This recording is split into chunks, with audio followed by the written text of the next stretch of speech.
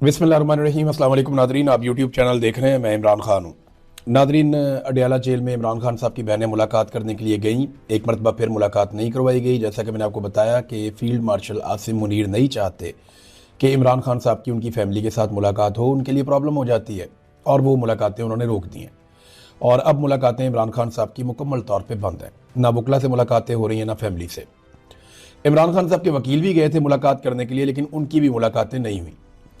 इमरान खान साहब की जो तीन बहनें हैं, उन्होंने उनकी आंख में जो तकलीफ है उसके हवाले से तीनों ने अलग अलग बयानात दिए। क्योंकि असदुल्ला खान साहब की यह खबर थी, उन्होंने ये खबर दी कि इमरान खान साहब की दाईं आंख के अंदर एक प्रॉब्लम है और उन्हें ऑपरेशन की ज़रूरत है, और इस ऑपरेशन के लिए डॉक्टर्स को मजबूर किया गया कि आप अडियाला जेल में कर लें। लेकिन डॉक्टर ने इससे इनकार कर दिया। उन्होंने कहा जी हम यहाँ पे नहीं कर सकते क्योंकि हमें प्रॉब्लम हो जाएगा बाद में, और यहाँ पे ऑपरेशन के लिए तमाम सहूलियात मैसर नहीं है जेल में, लिहाजा इमरान खान साहब को अस्पताल लेकर जाना पड़ेगा।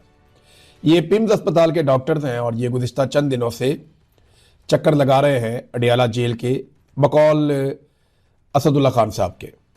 अगर इमरान खान साहब को वाकई कोई प्रॉब्लम हो जाता है ना, या उनके साथ कुछ बुरा होता है, तो इसका खुमियाजा उन लोगों को भुगतना तो पड़ेगा जो लोग उसके लिए जिम्मेदार हैं। और ये बात मैं जिम्मेदारी से आपके सामने रख देता हूं। अलीमा खानम ने कहा कि क्या कौम को समझ आ गई है कि इमरान खान जेल में क्यों है? वो एक मुहिब वतन लीडर है, उसका अल्लाह पर ईमान मजबूत है, वो 2.5 साल से जेल में है। उसने कौम से वादा किया कि कोई डील करके नहीं निकलेगा, और वो वादा निभा रहा है। पाकिस्तानी कौम के लिए ज़रूरी है कि वो अपने लिए खड़ी हो, क्योंकि इमरान खान उनके लिए जेल में बैठा।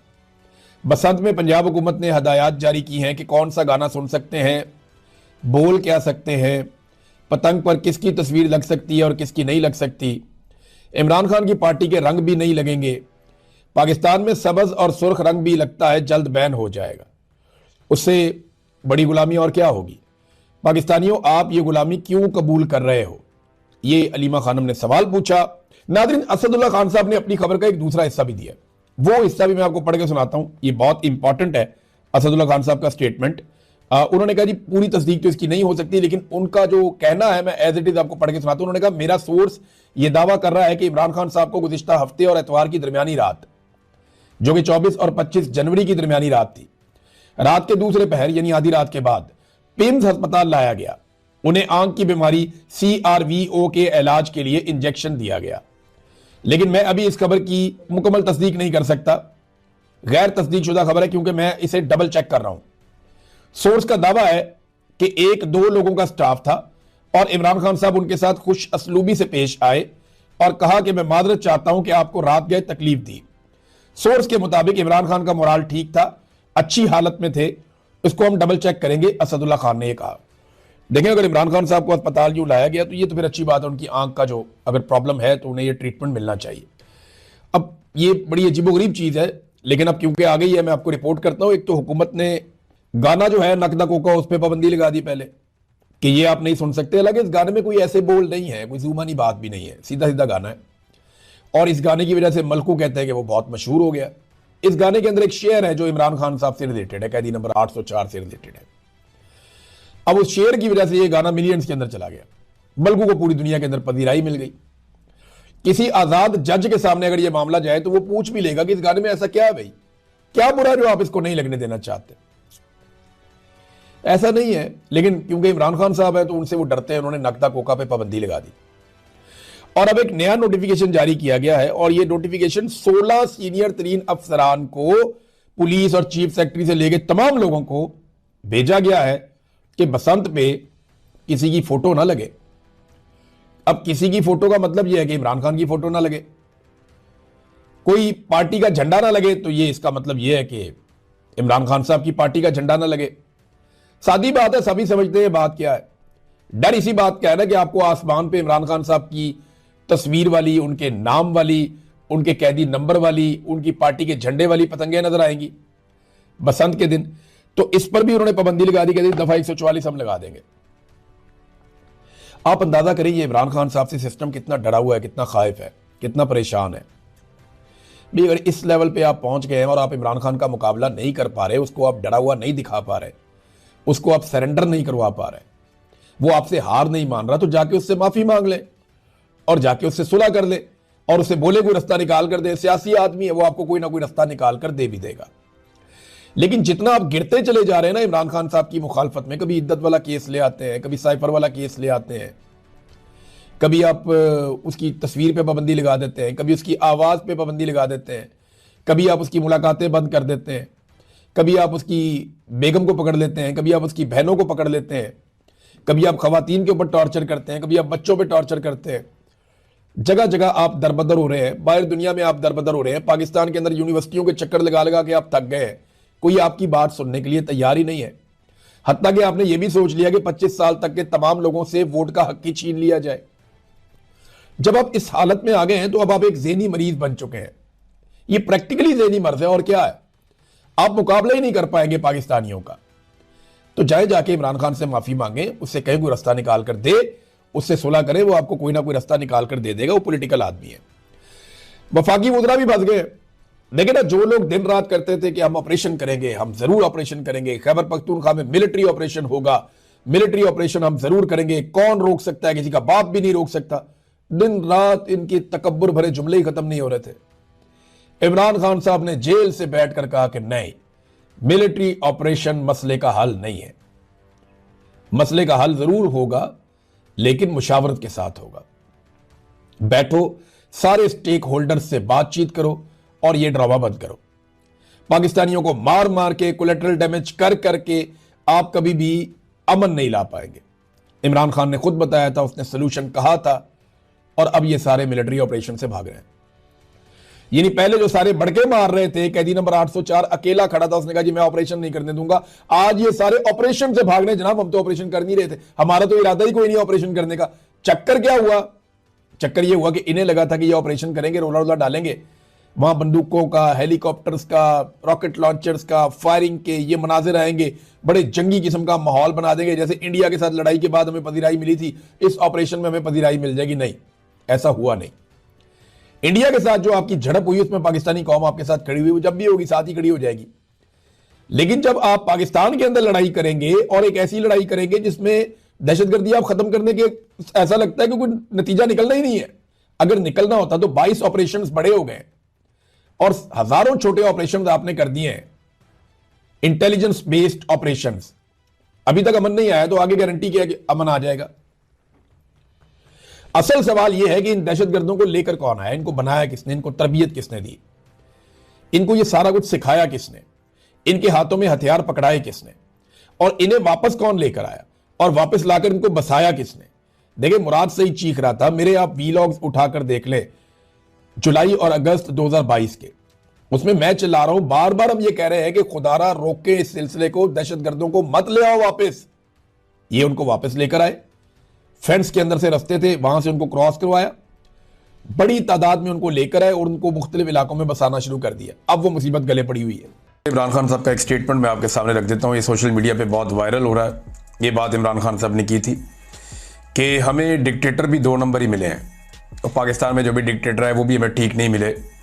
जो फ्रॉडी डिक्टेटर होता है वो पहले फ्रॉड इलेक्शन कराता है, फिर डमी वजीर आज़म और डमी पार्लियामेंट लेकर आता है, फिर अदालतों का बेड़ा गर्क करता है और यूं मुल्क को तबाह कर देता है। देखिए, हमें मिले फौजी डिक्टेटर्स, तो नॉर्मली जो फौजी डिक्टेटर्स होते हैं वो तबाहियां ही फेरते हैं, वरना दुनिया के कई मुल्कों में बादशाहत है और वो मुल्क बड़ी अच्छी तरक्की भी कर रहे हैं। सऊदी अरब में देखें, यूएई में देखें, बहरीन में देखें, ओमान में देखें, तो यहाँ पे जब आप जाते हैं और देखते हैं तो ये मुल्क तरक्की कर रहे हैं, बहुत तेज़ी से आगे बढ़ रहे हैं, जदीद दुनिया के साथ चल रहे हैं। हालांकि यहाँ पे जमहूरियत नहीं है। पाकिस्तान के अंदर प्रॉब्लम ये रही कि मिलिट्री डिक्टेटर्स आते हैं, वो सरकारी मुलाजिम होते हैं, वो अपनी नौकरी से बाहर सोचते ही नहीं है, उनके दिमाग में नस्लों की बात ही नहीं होती, वो सिर्फ अपनी नस्लें बनाते हैं और बना के निकल जाते हैं, और कोई भी पाकिस्तान में रहना पसंद भी नहीं करता। सारे ज़्यादातर पाकिस्तान छोड़ जाते हैं। परवेज़ मुशर्रफ का इंतकाल पाकिस्तान से बाहर हुआ, बाकी जो डिक्टेटर्स हैं वो पाकिस्तान से बाहर रहना पसंद करते हैं, पाकिस्तान के अंदर नहीं रहते, या डिक्टेटर नहीं भी हैं तो पाकिस्तान के जो मिलिट्री के ऑफिसर्स हैं सीनियर, उनमें भी पाकिस्तान से बाहर जाने की बड़ी ख्वाहिश होती है, या जो आपकी ब्यूरोक्रेसी है वो भी पाकिस्तान से बाहर जाना चाहती है। तो इमरान खान साहब ने कहा कि पहले फ्रॉड इलेक्शन कराते हैं, फिर डमी वज़ीर आज़म बनाते हैं, डमी पार्लियामेंट ले आते हैं और अदालतों का बेड़ा गर्क करता है, यूं मुल्क को तबाह कर देता है। तो एक्चुअली तो यही हो रहा है। नाज़रीन, मैंने पिछले वीलॉग में आपसे कहा था कि एक चीज़ आपके साथ डिस्कस करनी है और वो है काजी फ़ाइद ईसा का तारीख का घटिया तरीन फैसला, जिसमें उसने पाकिस्तान की एक सबसे मकबूल पॉलिटिकल पार्टी से उसका इंतखाबी निशान छीन कर सारे के सारे इलेक्शन को मुतनाज़ बना दिया था। अब जब इंतखाबी निशान छीना था तो उस वक्त इलेक्शन कमीशन ने और सब ने ऐसे पोर्ट्रे किया था कि अब पाकिस्तान तहरीक इंसाफ खत्म हो गई है, अब ये एक पॉलिटिकल पार्टी नहीं है। बाद में कहा जी आपने क्यों मान लिया कि आप एक पॉलिटिकल पार्टी नहीं है? भाई जो बंदा पाकिस्तान तहरीक इंसाफ का एफिडेविट लेकर जाता था उसको तो वहां पकड़ लेते थे वो, और ज्यादातर को ये कहते थे जनाब आपका तो एक्सेप्ट ही नहीं हो सकता क्योंकि आपकी पार्टी के बाद इंतखाबी निशान नहीं है, तो जिसके बाद इंतखाबी निशान नहीं है वो पॉलिटिकल पार्टी नहीं है। तो काजी साहब ने क्योंकि फैसले के अंदर ये चीज बयान नहीं की थी और ये नहीं कहा था कि पॉलिटिकल पार्टी मौजूद रहेगी, मैं सिर्फ पेनल्टी के तौर पे इनका इंतखाबी निशान ले रहा हूं, ये भी नहीं किया था। तो अब बल्ले का इंतखाबी निशान छीनने वाले मामले पर अभी तक सुप्रीम कोर्ट ऑफ पाकिस्तान में जजेस बहुत परेशान हैं और अपने उसी फैसले से भाग रहे हैं। जज साहिबान कभी फैसले का बोझ इलेक्शन कमीशन पे डाल देते हैं, ये सईद बलूच साहब ने भी इसके ऊपर निशानदेही की है, और कभी पीटीआई को इल्जाम देते हैं। हकीकत यह है कि काजी फ़ाइद ईसा ने बरतानवी हाई कमीशन को खत लिखकर भी अपने इस फैसले का दिफा किया था, और उस खत में काजी फ़ाइद ईसा ने यह नहीं कहा था कि फैसले की तशरीह गलत की गई है। अब बाद में वो ये कहते हैं जनाब फैसले की तशरीह ठीक नहीं है। पाकिस्तान तहरीक इंसाफ को ना इसके ऊपर सख्त मौक़िफ़ लेना चाहिए और पूरी दुनिया के अंदर इस मामले को उठाना चाहिए। काजी फ़ाइद ईसा को और उनके साथ इस तरह की ज्यादतियां करने वाले जजेस को निशाने इबरत बनाना चाहिए और पूरी दुनिया के सामने उन्हें एक्सपोज करना चाहिए ताकि आइंदा जजेस ऐसी हरकतें ना करें। और इमरान खान को जब आप छोड़ेंगे तो वो आराम से तो बैठेंगे नहीं, वो अपनी पॉलिटिक्स करेंगे, और ये बात पाकिस्तान की मिलिट्री एस्टेब्लिशमेंट अच्छी तरह जानती है। देखें ना, जैसे जो जुल्म किया गया, जो बर्बरियत की गई, मैं साहबजादा हामिद रजा साहब को सुन रहा था, वो ये बता रहे थे कि जनाब हमारे तो अरकान असम्बली की बहनों को, बेटियों को, बीवियों को और बच्चों को अगवा किया गया 26वीं आईनी तरमीम के लिए। वो ये कहते हैं बड़ी बेइज्जती वाली बात है, लोग नहीं बताते, लेकिन उन्होंने बताया। और कई लोग ऐसे हैं जिन्होंने अपने आप को हवाले किया एस्टेब्लिशमेंट के अपनी फैमिलीज को बचाने के लिए। एमएनए को बाकायदा अगवा किया गया, जबरी तौर पे लापता किया गया 26वीं आईनी तरमीम के लिए। अब मुझे बताएं, जिस 26वीं आईनी तरमीम के लिए इतनी मेहनत की है एस्टेब्लिशमेंट ने, जिसके लिए इतना ज्यादा अपने सिर के ऊपर गंद का टोकरा उठाया है और तारीख में अपने नाम के आगे दाग लगवाए हैं पाकिस्तान की एस्टेब्लिशमेंट ने, कि उन्होंने अरकान असम्बली के साथ क्या किया, असम्बली के ऊपर धावा बोल दिया, असम्बली के अंदर से बंदे अगवा करके ले गए, जो पार्लियामेंट है उनके लॉजेस के अंदर से बंदे अगवा करके ले गए, खवातीन को और बच्चों को और बच्चियों को अगवा कर लिया, बहुओं और बीवियों को अगवा कर लिया। जब ये सारा कुछ किया, एस्टेब्लिशमेंट ने अपने ऊपर इतना बड़ा धब्बा ले लिया, इतना स्याह दाग अपने ऊपर लगा लिया, अपने दामन को दागदार कर लिया, तो वो किया क्यों था? सिर्फ इमरान खान से बचने के लिए कि हम एक ऐसी आईनी अदालत बनाए जिसके जरिए से उन तमाम इकदाम को तहफ़्फ़ुज़ मिल जाए जो इमरान खान साहब के खिलाफ हमने किए हैं, और वो अदालत बना ली। अब फौजी अदालतों को तहफ़्फ़ुज़ दिलवा दिया गया है, मखसूस नशिस्तें छीनने का बंदोबस्त कर दिया गया है, और ये मखसूस नशिस्तें छीन भी ली जाएंगी। सारा पाकिस्तान जानता है जिस तरह का बेंच बना है, ज़्यादा इम्कान तो यही है 99% कि ये सीटें छीन ली जाएंगी, अनलेस कोई अनहोनी ना हो जाए, कोई अजीबोगरीब काम ना हो जाए, वरना सीटें तो छीनने वाला बेंच बैठा हुआ है। भाई जिस बेंच ने मिलिट्री कोर्ट में सिविलियन के ट्रायल को जायज़ करार दे दिया, उससे तो आप फिर कोई भी काम करवा लें, ये तो काम ही बहुत छोटा है मखसूस नशिस्तों वाला, तो ये भी कर दिया जाएगा। तो उस इमरान खान को क्या ये एस्टेब्लिशमेंट, मिलिट्री एस्टेब्लिशमेंट इतने आराम से छोड़ देगी? अपने टाउट्स के जरिए से रोजाना की बुनियाद पे कहलाते हैं कि फौजी क़यादत इमरान खान से शदीद नफरत करती है, तो क्या फौजी क़यादत इमरान खान को बाहर आने देगी? एक तरफ पैगाम दिलवाया जाता है कि शदीद नफरत करते हैं भाई हम इमरान खान से, और दूसरी तरफ ये कहा जाता है कि जी इमरान खान साहब बाहर आ जाएंगे। तो मुझे ये लॉजिकल नहीं लगता, मुझे लगता नहीं है कि ये एकदम हो पाएगा। एक और बात भी बड़ी इंपॉर्टेंट जो कि हामिद रजा साहब ने, क्योंकि उनका जिक्र हो रहा है तो मैं बता देता हूं, उन्होंने कहा जी कि मियां नवाज शरीफ ने हरम पाक में बैठकर खाना काबा में उनके वालिद से एक बात कही थी, क्योंकि उनके वालिद के पास एक डॉक्यूमेंट उनके वालिद के हाथ लगा था जिसमें शरीफ खानदान ने बाकायदा एनआरओ हासिल किया था और एक मुआहिदा किया था परवेज मुशर्रफ की हुकूमत के साथ, जिसमें गारंटी दी गई थी कि ये चीज़ें हम करेंगे और ये नहीं करेंगे, और उसमें जो बंदे पाकिस्तान से बाहर लेकर गए, पैसा, जो जो चीजें लेकर जानी थी लेकर चले गए, वो पूरा मुआहदा साहबजादा हामिद रजा साहब के वालिद गिरामी के हाथ में लग गया, मरहूम के। और उन्होंने अभी, वो साहबजादा हामिद रजा कहते हैं मेरे पास वो अपने वालिद साहब की अमानत पड़ी हुई है, वो मुआहदा मेरे पास अभी भी है। तो नवाज शरीफ साहब से 2 दिन के बाद मिले उनके वालिद साहब, और मक्का में मिले, हरम पाक में मिले, और उन्हें कहा क्या ये बात सच है? तो मियां साहब ने हरम में बैठ के हल्फन इस बात से डिनाई कर दिया था। रूह कांप नहीं जाती है आपकी कभी सोचते हुए?